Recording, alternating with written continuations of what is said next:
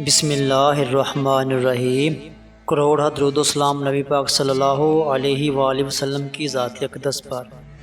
شاہ info دیکھنے والے تمام دوست احباب کو السلام علیکم ورحمۃ اللہ وبرکاتہ۔ ایک دفعہ میاں بیوی بیٹھے باتیں کر رہے تھے کہ شوہر کہنے لگا، میرا ارادہ ہے کہ آنے والے ہفتے میں 5 غریبوں کو کھانا کھلاؤں، کیا کہتی ہو؟ بیوی نے یہ سنا تو غصے میں آگ بگولا ہو گئی۔ کہنے لگی، اگر گھر میں کھانے کے لیے سامان جمع کر لیا ہے تو اس کا مطلب یہ نہیں ہے کہ ہم یہ سامان غریبوں میں بانٹ دیں۔ شوہر نے بہت سمجھانے کی کوشش کی لیکن بیوی نہ مانی۔ تم تو ایسے کہہ رہے ہو جیسے ہمارے گھر میں قارون کا خزانہ پڑا ہے۔ شوہر نے کہا کہ گھر میں 2 بوری چاول، 4 بوری آٹا، 2 ڈبے گھی اور اسی طرح کا سارا سامان موجود ہے۔ اس کے علاوہ ہمارے پاس زیادہ نہ صحیح لیکن کچھ رقم بھی موجود ہے۔ اگر ان سب چیزوں میں سے کچھ رقم اور سامان اللہ کی راہ میں ہم خرچ کر دیں تو کیا حرج ہے؟ کہا، ہمارے پاس ضرورت سے زیادہ سامان موجود ہے، اسی لیے غریبوں کو کھانا کھلانا ضروری ہے۔ لیکن بیوی اپنی ضد پر اڑی رہی۔ شوہر نے کہا، اچھا چلو میں تمہیں ایک قصہ سناتا ہوں۔ ایک شکاری شکار کھیلنے کے لیے جنگل میں گیا۔ تھوڑی دیر کے بعد اسے ایک ہرن نظر آیا۔ اس نے تیر مار کر زخمی کر دیا۔ ہرن زمین پر گر پڑا۔ شکاری بھاگ کر گیا اور ہرن کو فوری طور پر ذبح کر دیا۔ اس نے ہرن کو اپنے کندھے پر ڈالا اور گھر کی طرف چل پڑا۔ راستے میں اسے خونخوار جانور ملا۔ شکاری نے اپنی جان بچانے کے لیے ہرن کو نیچے زمین پر رکھا اور جانور کی طرف تیر چلایا۔ وہ جانور بری طرح زخمی ہو گیا لیکن بھاگنے کی بجائے اس نے شکاری پر حملہ کر دیا اور دیکھتے ہی دیکھتے شکاری مر گیا۔ وہ جانور بھی زخمی ہونے کی وجہ سے وہیں گرا اور اپنی جان سے ہاتھ دھو بیٹھا۔ اب تینوں لاشیں وہیں سنسان علاقے میں پڑی تھیں۔ کچھ دیر بعد ایک بھیڑیا آیا جو کئی دنوں کا بھوکا تھا۔ اس نے تینوں لاشوں کو دیکھا تو بہت خوش ہوا۔ باری باری انہیں سونگا اور پھر دل میں کہنے لگا، اب مجھے کئی روز تک شکار نہیں کرنا پڑے گا، میں انہیں کہیں چھپا کر رکھ دوں گا۔ پھر اس بھیڑیے نے جانور میں لگے تیر کو سونگا اور سوچنے لگا کہ شاید یہ بھی کسی جانور کا سوکھا ہوا گوشت ہے، کیوں نہ پہلے اسے کھا لیا جائے۔ اس نے یہ سوچتے ہوئے زور سے تیر پر منہ مارا تو تیر اس کے منہ کے آر پار ہو گیا۔ بھیڑیا تڑپ تڑپ کر وہیں مر گیا۔ اگر یہ بھیڑیا ایک ہی شکار پر زیادہ فوکس کرتا، زیادہ لالچ نہ کرتا تو شاید اسے اپنی جان سے ہاتھ نہ دھونے پڑتے۔ اس لیے میں تمہیں سمجھاتا ہوں کہ زیادہ مال و دولت جمع کرنا مناسب نہیں ہے۔ ہمارے آس پاس بہت سے لوگ ایسے ہیں جو فاقہ کشی پر مجبور ہیں، اور جو لوگ ساری زندگی دولت جمع کرتے رہتے ہیں وہ ایک دن مر کر سب کچھ دنیا میں ہی چھوڑ جاتے ہیں، انہیں اس مال کا کوئی فائدہ حاصل نہیں ہوتا۔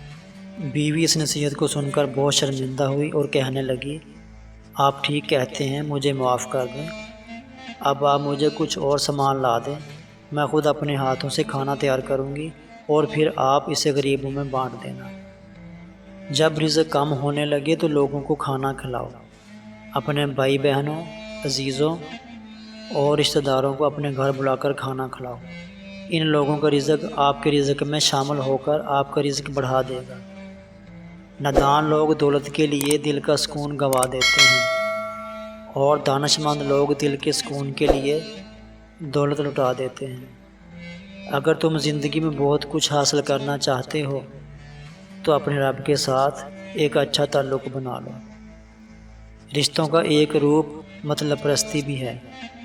کٹ پتلی کی طرح جی حضوری کرتے رہو تو سب ٹھیک، ورنہ رشتے کچے دھاگے کی مانند ٹوٹ جاتے ہیں۔ جب میڈیکل سائنس کی کتابوں کو چومنے اور چاٹنے سے انسان ڈاکٹر نہیں بن سکتا تو قرآن کو صرف چومنے چاٹنے سے مومن کیسے بن سکتا ہے؟ قرآن پاک کو سمجھ کر مطالعہ کیجیے کیونکہ یہ ہدایت کی کتاب ہے۔ جب غلطی ثابت ہو جائے تو عقل مند اپنے آپ کو درست کر لیتا ہے، جبکہ جاہل ضد پر اڑ جاتا ہے۔ آج کے دور میں اگر جیب میں چھید ہو جائے تو اس سے سکے گرنے سے پہلے سگے گر جاتے ہیں۔ اس شخص پر ظلم کرنے سے ڈرنا جس کے پاس بدلہ لینے کے لیے آنسوؤں کے سوا کچھ نہیں ہوتا۔ زندگی میں سادگی اپناؤ، تمہاری زندگی جتنی سادہ ہوگی اتنی ہی پریشانیاں کم ہوں گی۔ جس پر یقین نہ ہو تو انسان اسے کوئی چیز نہیں دیتا۔ یقین کے بغیر انسان چاہتا ہے کہ رب اسے سب کچھ عطا کر دے۔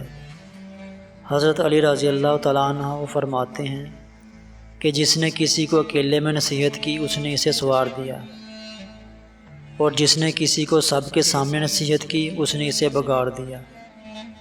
جہاں پر روٹی مزدور کی مزدوری سے مہنگی ہو جائے وہاں پر ہمیشہ دو چیزیں سستی ہو جاتی ہیں، نمبر 1 عورت کی عزت اور نمبر 2 مرد کی غیرت۔